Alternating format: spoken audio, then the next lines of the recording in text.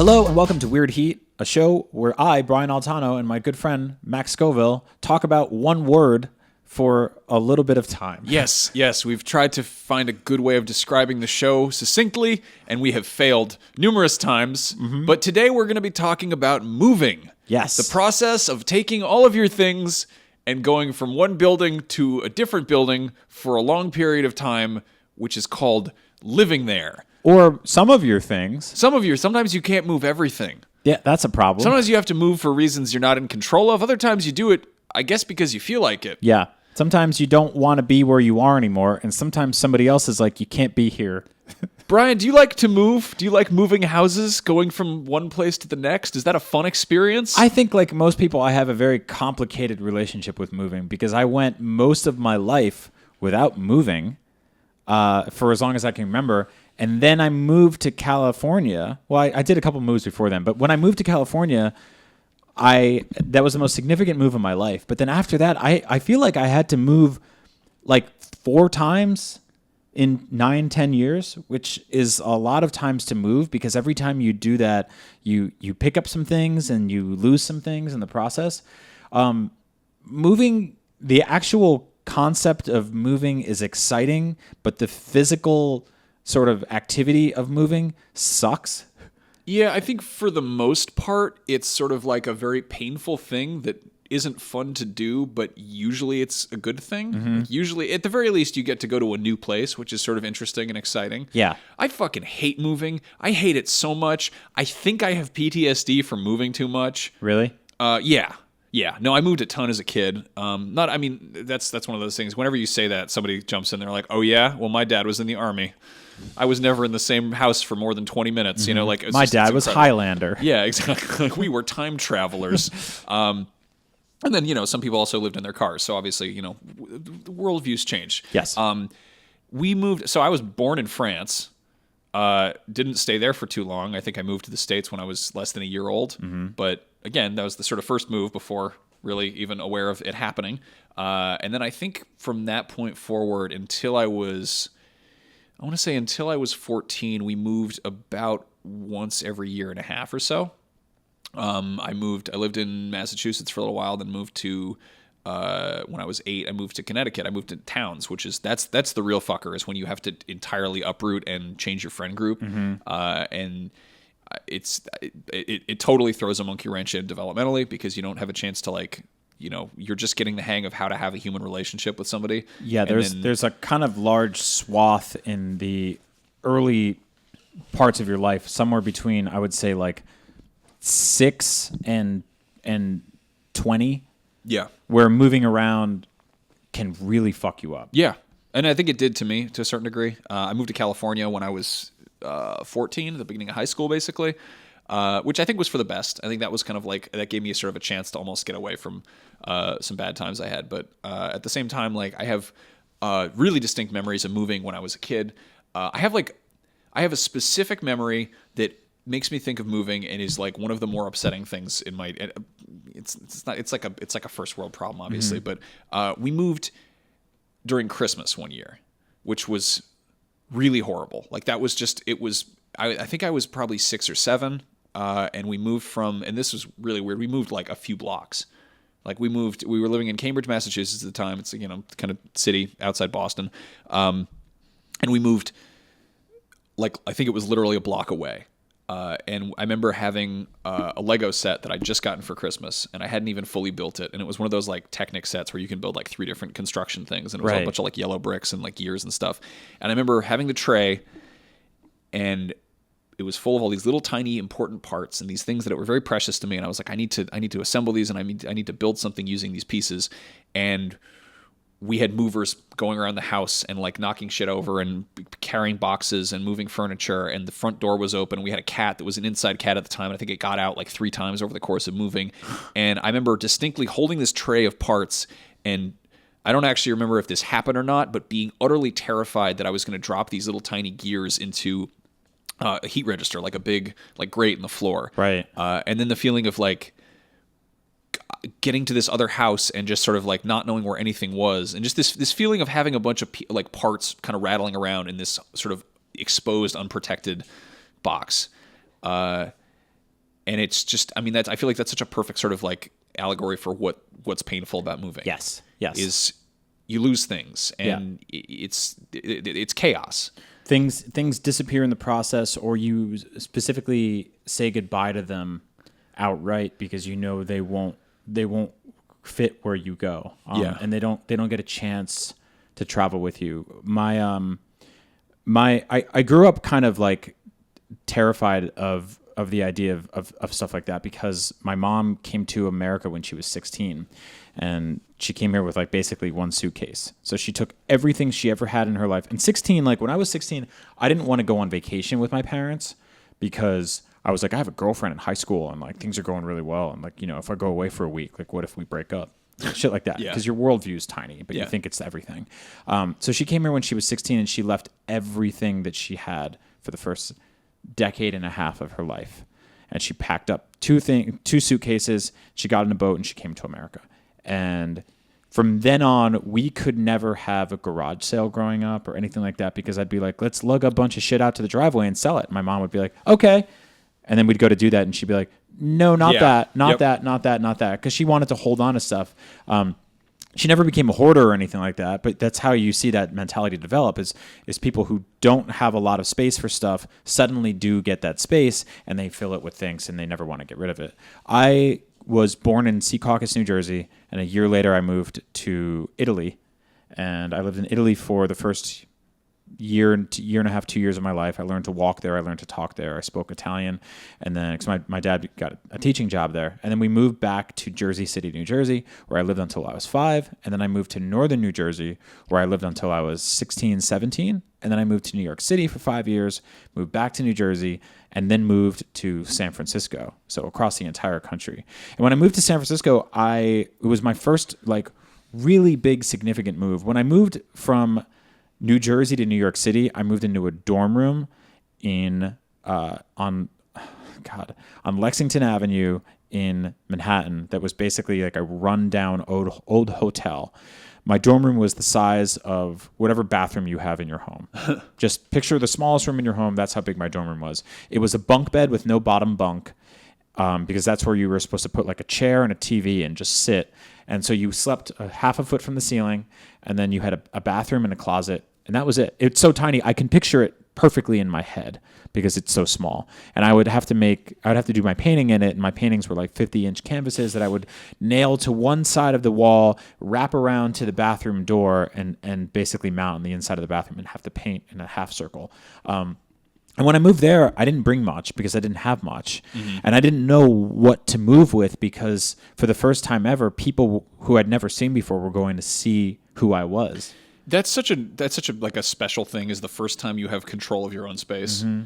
Like it's not you're creating your first home, you know? Mm-hmm. It's not even a home, it's something kind of transitional about a dorm room or whatever. I had a friend who bought he got drunk in college and pulled out like a bag of Ninja Turtle toys he had under his bed. And half of us were like, awesome, and the other half were like, the fuck is wrong with this guy? Like he brought his childhood toys to college. You're supposed to leave those behind. And so I didn't know. Like I had my own room back home, but like I didn't have girls didn't come over and check it out. I had a girlfriend at the time. And I didn't have the sort of RA. You can always sort of blame it on your parents. You know, like there's that joke in what is it, in Grandma's Boy, where Nick Swardson kept talking about his parents as his roommates. Yep. He's like, yeah, my roommates. That's their furniture, and mm-hmm. it's like it's your mom's. Like, shut up. Yeah, and so I took a bunch of stuff and I threw it in a box and I got to New York City, and then I had a dollar store around the corner, and that's where I bought like picture frames and like plates and some other crap, whatever else I needed. I didn't even really have room for plates because it was such a small room. And then I moved back to New Jersey, but my biggest move ever was across the country from New Jersey to San Francisco. And when I did that, I remember being like, this is a great opportunity for me to shed basically decades of shit that I don't need anymore. And also to kind of not necessarily become a new person, but to basically refocus who I was and how I was defined by my belongings. And I was like, I have walls of video games and books, and I have like an arcade cabinet, and none of those can come with me. So I asked my friend, like he worked at a fragrance distribution factory. That's a hard word to say. And he was like, I have some boxes for you if you need to move. And I was like, sure. So he got me 8 boxes that were like this big by this big. And I fit everything I could possibly travel with into those 8 boxes. I put my life in those 8 boxes, and I brought them to UPS. And I filled the backpack and a suitcase with clothes, and I got on the plane, and I went to California with a one-way ticket. And I had an apartment that I had picked out beforehand, and I showed up to get to the apartment, and it was completely empty. And then the next day, one of the boxes showed up, and I opened it up, and it was, because I was an idiot, it was a coffee pot and all of my socks. And the coffee pot had exploded in travels and just gotten glass everywhere. So now I had basically glass socks. So I took the first box and I threw it in the trash because I was like, I can't save these socks. I don't want to like find a shard and get a Bruce Willis thing going on and Die Hard. So I threw out box number 1. Boxes, 2 through 8 showed up sporadically over the course of the next 2.5, 3 weeks. I had like an air mattress. I had, we had, what was it? They let us, Will Tuttle, who was my boss at the time at GameSpy, let us borrow a 32-inch television from work, and he had an extra PS3 because I worked at IGN. And the only games that he had on hand was he had like, it was like NHL 2009 or something like that, and then whatever Call of Duty game was at the time. So we came home, and we basically, me and my roommate just had, like, I had no clothes. I had nothing to basically sleep on. I slept on like an air mattress on the floor, and I had a PS3 with 2 games, and that was it. I had moved, and I was in California. I did it. I was here. Yeah. Man, I'm just thinking about moving to art school still, like going away to college. Yep. Yeah, I mean, my move to San Francisco wasn't that big of a deal because it was an hour away from where I grew up, basically. Like, I lived in Sonoma, which is, pretty close by, but it's... My mom actually moved out before I did. Right before I went away to college, she decided to go live in a Zen monastery and practice Buddhism, and she was like, hey, can you find someplace to live for the summer? I'm going to take off. And so I had to do 2 moves in one summer before starting college, which it's amazing. I didn't finish college. Imagine that. Yep. But yeah, like I went and crashed with a friend, then I had like this weird sort of this feeling of like, when like a space shuttle enters orbit in a movie or whatever, and there's pieces of it just sort of falling off. I feel like I had that. Like going through the atmosphere and just like losing the sort of... Shit just disappears. And that sounds sort of healing in a weird way, but at the same time, it's also incredibly traumatic. And going back to the Lego thing, I remember I had my giant fucking Tupperware tub of all my like Lego from growing up, years worth. And it was like, my mom was like, fine, we were going to put some stuff in storage, but like find a place to like put things. We didn't like own a house. We rented one. So she was like, we need to just find shit you can bring to college and shit you can get rid of and shit you can put in storage. And I remember just going on like MySpace at the time and being like, hey, does anybody want this giant thing of Lego? Like this fear I had of moving and like losing all my parts and pieces. And then this girl was like, yeah, I'll take it. And I was like, oh, cool. Do you want to come grab it? And she's like, yeah, just leave it at my house. And I was like, okay. And I remember going by her house and no one was home and like knocking on her door and like texting her and like just leaving all of my childhood Lego on her front porch and being like, bye, I guess. And then I don't know. Sucks. Yeah. And then by the time I got to college, it was like I'd managed to whittle down my possessions into things. Again, it was that kind of stuff that you're like, I'm going to go be an adult and go and have a room that girls may come to. Mm-hmm. And I think I actually had like a new Ninja Turtle toy. Like I had one of those like NECA ones with all the articulation. But well, you let that kind of stuff seep in pretty slowly. I think one of the saddest moves I ever did was I moved from. So once I moved to San Francisco, I really liked my apartment, but it was expensive. And my girlfriend at the time moved in with me, and my roommate moved out. And she immediately came in and started kind of redecorating a little bit. And then she was like, I want more space. Let's move.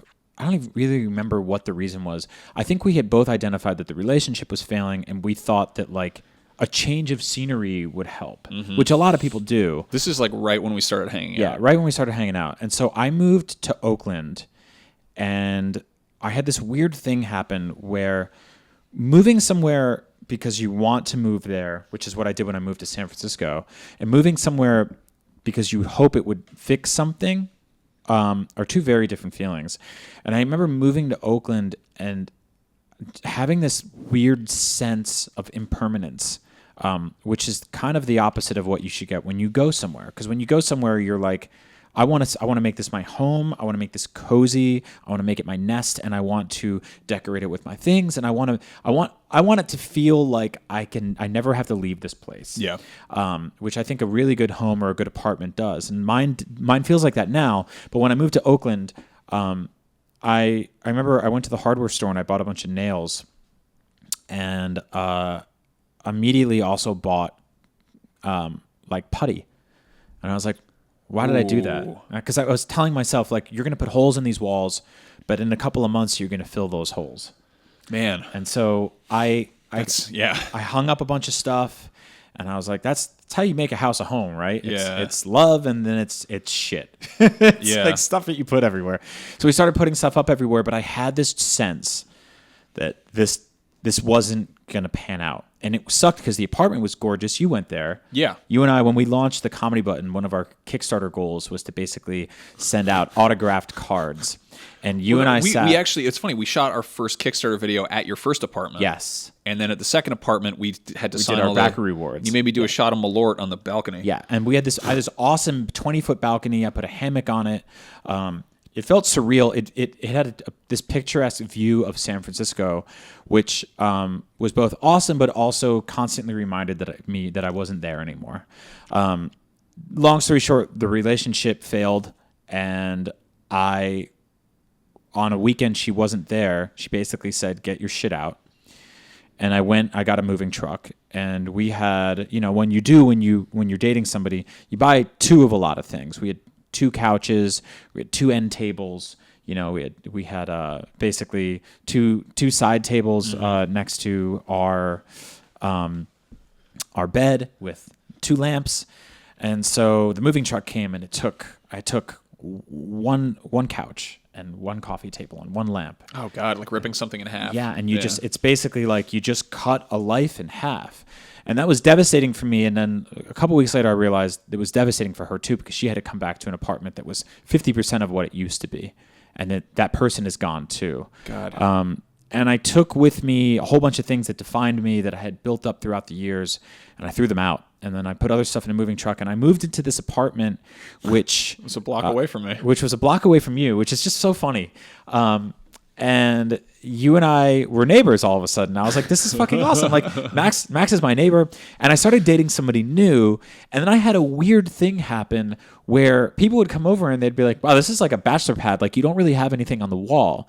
And for the first time, instead of being like, I don't have anything on the wall because this relationship will fail, I said, I don't have anything on the wall because I'm in a new relationship that I'm so excited about that I don't want to make anything too permanent here, because I think we're going to build towards something bigger together. Yeah. And so I didn't put anything up. I basically had this like shitty little kitchen and like 1 couch and a TV and 1 end table and 1 lamp. And I said to myself, like, I'm going to stay here for a few months, but I have a feeling things are going so well with my new girlfriend that I think we're going to move in together someday, and then we can decorate a home together. Huh.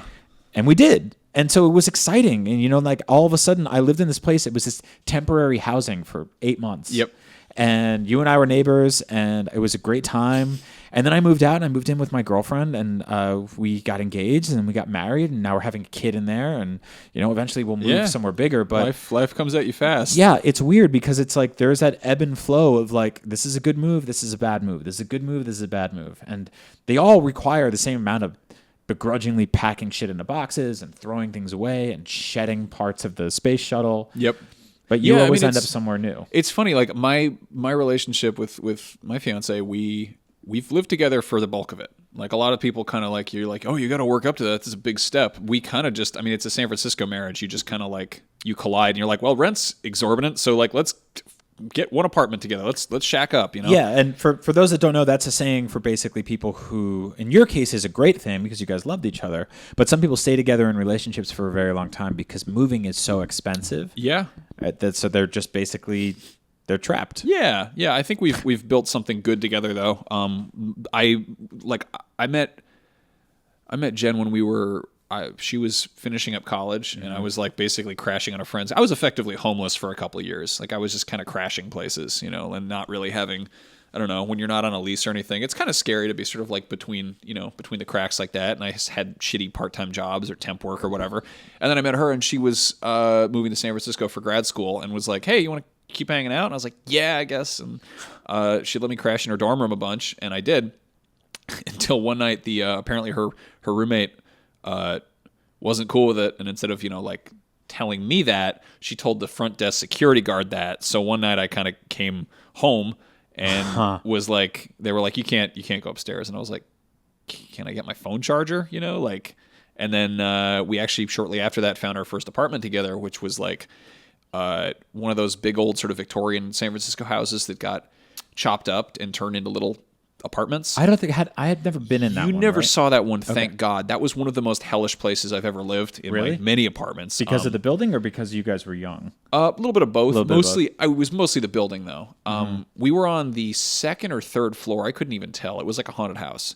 And it was like one bedroom that had been chopped up into sort of a studio apartment. But the building was literally rotten. Like we had slow internet. We called like the DSL guys, and they came and they were like, yeah, the wires are rotting. And we're like, can you put in new wires? And they were like, no, this building is 170 years old or something. And we're like, okay, never mind. And the night before I went to E3 for the first time, the big video game trade show, my first big, huge work trip, the night before that happened, it started raining. And it started pouring rain, like really just pissing down rain. And we were on the second floor. I don't know how this happened exactly. Something broke in the roof, and it started flooding our kitchen. Like buckets, and like literally I had to take a giant, I think it was a 60 gallon plastic bucket, and I had to put it by the window and take our shower curtain from the bathroom and like pin it up to the ceiling so that it would funnel all this water into this giant bucket. And I had to get up through the course of the night and empty the bucket 4 times. So 120 gallons of water at least pouring into our kitchen. And then from that point forward, and again, I don't know how this happened because we weren't on the top floor. There were 2 stories above us, so something broke in like the gutters or something. And then in the months that followed, I don't even know how long we were there. In the months that followed, the wall started rotting. So you could go up and you could poke your finger into the fucking drywall and it would just crumble like cheese. And it was, again, that was like, I think it was like $900 a month, right? Because that's San Francisco and that's cheap. And thank God we got out of there. We found another place. That was the apartment you saw. That was like this. It was an actual human beings could live here kind of place. And we were like, oh my God, this is like a normal apartment that you're not afraid is going to collapse on you. So that was a very good move. And there's also a weird thing that happens. There's kind of the kind of contraction and expansion of your personal sort of detritus, because when you move into a tiny apartment like that, or a dorm room, or something small, you have to get rid of stuff because of physical limitations of space. But then again, when you move into a larger place with a significant other, for instance, you're like, hey, we've got room for 2 couches. We've got extra shit. We can get more stuff. From the second apartment, we had to move back into another tiny little apartment that was made from a part of a Victorian house that was chopped up, and it had like no storage. It's like when they say, like fish grow to the size of their tanks, basically. Exactly, yeah. And then from there, we somehow fit everything in there, and then from there, we managed to buy a house, which is where we are now, which is like, weirdly enough, the problem there was we had gotten rid of all of our stuff that we'd used to sort of like spread out across this large apartment, and then suddenly we're in a little tiny thing, and then we didn't have enough stuff.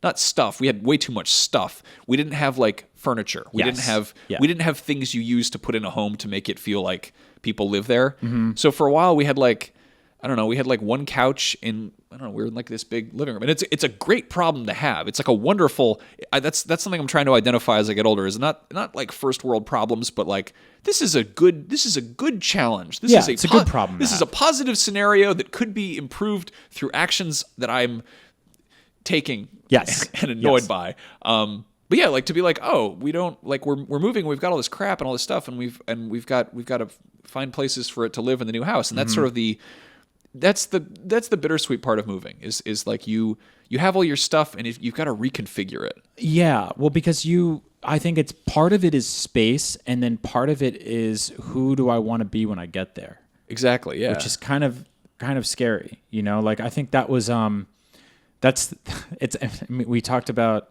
cooking in our last episode, but I think it's part of it too. Is this sort of when you have like we have a small fridge in our apartment, and it's interesting because it forces us to make a lot of very smart decisions in terms of what food we buy and what food we don't. I love kimchi.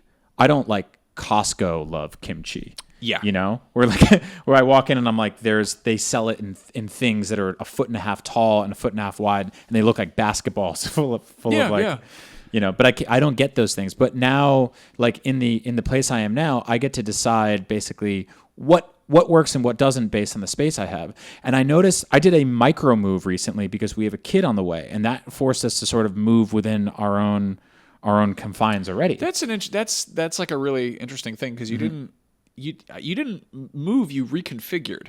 Yeah. Effectively, the kid's moving. Yeah, the kid's moving in. Yeah. Yeah. And so, when she shows up, she has no idea what it used to look like or what it could have looked like had she never existed. I didn't even have my own office, but I had this triangular desk that fit in the corner of my bedroom, and it was basically an office space. You could close the door to the bedroom and you could work in it. And I moved all that into the living room, and I had to get a smaller desk. And I started thinking to myself, like, I can't fit everything I need here. And so I bought risers. And if you're a patron of this show, I put a whole gallery up of it just because I was just like, it's funny, like, to think how much creativity I can pull out of this very small space. And I moved into the living room, and I built in the same way they do in cities. I built upwards. Instead of out, I basically went vertical because I was like, I don't have any more horizontal space to my left and right. So I put these kind of like these little risers down, and I have a keyboard and I have a turntable underneath, and I can pull them out and use them both or push them both back in. And so you have this sort of like very modular nature to it all. And that was something that we had to decide to do. Even the crib we bought is one that can kind of like fold up and collapse and go into collapse is a bad word to use to describe a crib, but it can move it in the living room if we needed to. So all the purchasing decisions become modular based on the space that you're using. But eventually, we're going to buy a house and we're going to move into something bigger, and we're going to have all those same problems. But for now, we had to basically reconfigure our life to be like a third person is coming here. No, it's like clothes. You know, if you have pants that are too big, that's terrible. That's like really uncomfortable. You don't know what to do with that. And if you have pants that are too tight, that's terrible. And then if you have pants that fit perfectly, but then you suddenly grow a third leg. Yep. Those pants don't fit right anymore. You need to open your fly or something. I don't know what's going on. You need to see a doctor is what you need to do. But like you raise an interesting point where like I think when you have a kid, there's this like something, you got to find a house and the white picket fence and the lawn and the good neighborhood and the schools and all that. And obviously you're thinking about that. Yeah. But at the same time, that's for a kid. You're having a baby. Yes. Very different things. Which is effectively like a really valuable guinea pig for a while. It's like this like screaming bag of dough that you have to keep alive for a few years. Yeah. It's incredibly portable, which is wonderful. It's like a loud fish. Yeah. You can strap it to your chest or put it on your back or put it in its own bag in the car and stuff like that and drive it around. Can you imagine what like apartments for babies would look like if they actually made them? Yeah, exactly. I mean, that's like when you see like Looney Tunes and there's like the mouse runs into the hole in the wall and he's got like his sardine bed and like everything. He's got his little home. And there's the rich baby who lives in a refrigerator box or whatever. Yeah, exactly. Yeah. And so like I think that's like the really interesting thing is now I have to make the decisions about moving from room to room, and then in 2 years I'm going to make the decisions on my personal belongings based on how quickly she can open them or reach them or eat them or grab them. Yeah. And so that gets all very difficult. But I think that like within the sort of confines of that, something I like to do a few times a year, even though I'm not moving anymore, and I think this might be a habit from having moved 3 or 4 times in 8 or 9 years, is that I go through all my stuff and I go, do I still need this? And I get rid of stuff I don't need anymore. I bring it to Salvation Army or I donate it or I sell it. And then the other stuff I hold on to. And part of me does that because it's good to do that, because if something doesn't bring you joy anymore and you're not using it, give it to somebody who can use it. But the other part of me is thinking this is going to make it easier for when I move, because when I do, that's one less box to pack up. Yeah, I think you're really good at that. I think you're good at adapting to your space. I have like so much weird shit. I have I don't know where it is. It's floating around here somewhere. I have my 5th grade English class like journal. Like I have a binder from 5th grade English class.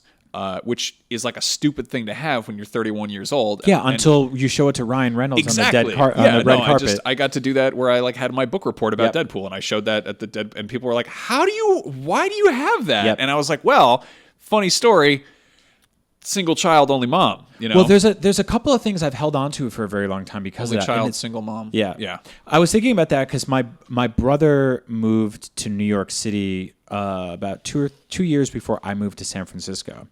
And our moves were so completely different because he is 45 minutes from the house that he grew up in. And so he was able to keep so much stuff there. And he still has so many things there. Like he got a bunch of like baby gifts for the baby shower when he had a kid. And a lot of them he could kind of just keep at my parents' house because one day he'll need them and he'll go get them in the meantime. But he lives in a one bedroom in New York City. And so he has to make spatial decisions there.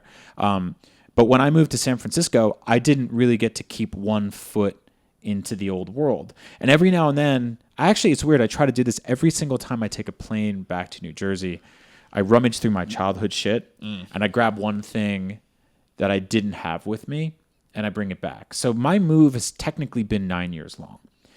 Yeah. Like when you still keep stuff over there. You got your records and stuff, right? Yeah. My records are still there. Yeah. But the thing is, like, if somebody went and got rid of them all, I wouldn't be devastated by it because the idea of bringing them out here over the course of the next 10 years, 20 in a suitcase each time is daunting and just way too much. But I was there a couple years ago and we found this, I tweeted it a while back. It was like all these drawings I did of all the characters from Return of the Jedi when I was like 12. Yeah. And we took it and my wife brought it to San Francisco and we got it. And she framed it for me for Christmas and put it on the wall of our bedroom. And that's gonna be a weird thing to explain to my kids someday. Like, why does Daddy have drawings of like Rhodians? If she knows that word, I'm doing something right. I think she'll understand. She will. Yeah. But so I had to leave a lot in New Jersey, but I still have the option to go back and get some of it. You don't. Yeah. I think you made a very conscious decision to take with what you could. It's fucked up though, because you get the kid with the bag of Ninja Turtles under his bed, and like I both did and didn't. Like I was forced to take as much stuff with me as I could, but at the same time also get rid of as much stuff as I could, and not have that kind of like, I don't know. There's that kind of like you don't have the home base. You don't have that, and it's effectively normal to leave shit at your parents' house, like parts of your childhood or your things. And, there's that whole, like, I don't know, empty nest syndrome, or like where parents are like, oh yeah, sorry, we turned your old bedroom into an office or a gym or something. And some people are like, how could you? I grew up there. And it's like, why don't you go make your own life somewhere else? But at the same time, like, I don't know, some parents are like, some kids are cool with it. Some parents are like, hey, you're gone. This is our house. Like, bye. Sorry. There is a small part of it that, it's weird because I was like, you grow up relying on your parents and stuff like that. And I think the only thing that I rely on my dad for right now is his HBO Go password. Which, that's great. It's like I have $14 a month. I could spring that myself, but he has one for me, so that's fine. But there is also the idea that if I fail as an adult, if everything goes horrible for me, I always have that safety net of getting on that plane, booking that one-way trip back to New Jersey, moving back into my parents' basement, and taking down the stuff that they turned to make it their place over the last few years and making it mine again, and putting my Star Wars posters back on the wall and all that shit. Yeah. So that's kind of weird because I have that safety net forever where a lot of people who do a one-way move don't necessarily have that. No, and I think there's something very key about moving towards something or moving away from something, like, are you motivated out of fear or out of necessity or, ambition, And I think that there's a certain level of like, do you have confidence in the thing that you're doing? Like I'm incredibly jealous that you have like a parent's house full of old stuff, that there's that kind of, it's like having a backup save almost, it's like you've got stuff on a hard drive somewhere. It's like, that's a really good way of putting it. Yeah. And, I don't know, like, I wonder what my life would be like if I had that, if I'd had that kind of like, safety net is exactly the right word. Or that feeling of like, I don't know, like if you've got like a sturdy campsite with a campfire and all your supplies there, you're more likely you're like, yeah, well, come back here. I'm going to go exploring. Whereas if you don't have anything, you're just kind of wandering through the woods. You're like, oh my God, there could be a bear here. Like there's that security is I don't know. It's undoubtedly fucked me up as growing up. Like I have like, deep rooted issues about that. But at the same time, like compared to what, you know, like compared to other people. And it's totally like it's counterintuitive, and it's useless to be like, well, I had a hard time growing up. It's like, well, so fucking what? I did it, you know. I'm here, I survived. So like I try to sort of like process that and move past it. But at the same time, I mean, everyone gets dealt a different hand, you know, and there's plenty of people out there who've had it much, much worse than me. There are people who have never moved once. I find that incredibly fascinating. I'm envious of that to a degree. In other ways, I think that they're missing out on some stuff. But there are people that have only like they grew up in their parents' house. Their parents are like, here's the house. We're going to Florida. You can stay there. And then they just get to stay there forever. They never really go in. I mean, they do micro moving, which is vacations. Yeah. You know? And is that, are they happier? Maybe. Are they more secure? Like, is it like, I think of sort of confidence as being like, if you have the security of like something to fall back on, but still the urge to kind of like, you know, I'm going to move to the big city and pursue things. You have this kind of luxury of being able to fuck up, and you've got something to fall back on, you know? I mean, I met my dad when I was 20, and it's weird because he's got a house, and he's like, you're welcome anytime. Like, you can come here and crash. And like, I basically, when I dropped out of school, I went and stayed with him. And after a certain point, he's like, all right, get off my couch. Like, go get a job, go get an apartment, you know, which I get. But at the same time, like, there's a sort of like etiquette there that I didn't understand. And like the other day, this is exactly how like fucking weird and backwards my brain is. We were booking flights for my honeymoon, and one of the flights we were looking at had like a layover in LA, and I texted my dad and I was like, hey, we're gonna be going to Japan in October. Is it cool if we have a layover if we come and crash with you? And he's like, yes, you fucking idiot. Like, he literally was like, yes, you idiot. And I was like, and afterwards I talked to him. He's like, one, do you think we know what we're doing in October? And two, yes, I'm your dad. You can come and stay with me. Yeah, but like in my brain, that's a thing that I should ask for, you know? Yep. Because I didn't grow up with that. So I don't know. It's moving's weird, man. It's a horribly stressful thing, but you should probably do it once or twice, you know? Yeah, and I think like if you do it well, it's a good opportunity to shed some layers and also reevaluate who you want to be when you get somewhere, and also a good opportunity to make a nest where you are. I've always said that like I truly feel that there's like a deep connection between your current emotional state and the state of the living conditions around you, and for some people, that's impossible to escape because they're just in a bad and toxic environment. For others, it's as simple as moving the furniture around, cleaning your house. You walk in and all of a sudden things feel new and fresh. Yeah. And, you know, I spent a lot of time thinking about how human beings are animals, and you think about stuff that happens to animals and sort of how like you look at like rescue dogs, and you see like one of those photos where it's like, we found this dog and he was eating diaper shit and he was covered in bees and he had broken glass in his face, and then they like do like the after photo and they're like, we cut all the shit out of his hair and gave him a bath and like pet him and fed him, and it's like a totally different it's like visibly a happier dog. And like you have that with human beings too. He's not like snarling at a highway anymore. Yeah, like it just doesn't look like it's made out of paper mache or whatever. But like I don't know, you get that with human beings on a much more like, you know, granular scale. If you ever had even like house cats moving to a new place, like you're supposed to like start them out in one room and let them adjust, and then they kind of come out and they get the sense of it. And like I've had my cat for, I don't know, like eight years or something. And we've always had her with like a litter box, and she was an indoor cat when we had apartments in the city. We've had this house for over 3 years now, and she just started going to the bathroom outside. Wow. And it's like, we're so proud of her. Like I think she's like losing her teeth and she's getting senile, but at the same time, we're like, holy shit, we don't have to change the cat box as much. If she's going outside to pee. Great job, kitty. Good job. You did a good thing. And like, that's all like, that is like weird warped cat psychology that I'm not fully equipped to handle, but that stuff scales. No, it totally does. If you want to understand a very rudimentary sort of fundamental realization that people have when they move into a new place, and you want to use an animal for an example, on top of cats, like, Open the door for a dog and let a dog into a room he's never been into before, and he is scared and excited and running in circles and barking at things and smelling everything. And when you move with I moved with a dog once, and when you do that, it's like it's fucking intense because they don't know what's what. Nothing is where it used to be, and all their spatial recognition of the environment has been remixed.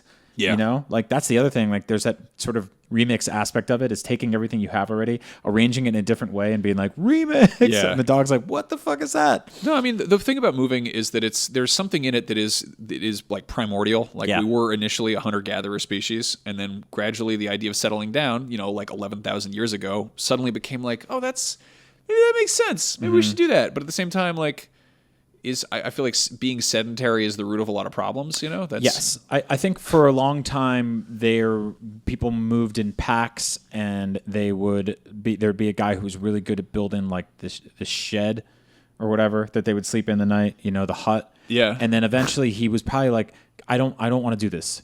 I'm just gonna make a real good one, and let's stay here for like until it gets cold. Well, that's such a funny thing to think about. As the first guy who was like, hey, what if we didn't just like follow these woolly mammoths around? What if we like made like some sort of permanent tent? People were like, what are you gonna do? Fucking eat shit you find on the ground that's there somehow? You're like, well, yeah. What if we put shit in the ground and it grew? You're like, oh, what if you planted stuff? I don't know. We're getting in the weeds literally here, but but we were basically nomadic at some point. Yeah, and you know, in many ways we still are. So yeah, no, there's that very sort of primordial like thing about that. Where you're moving, packing up all your shit and getting out of there.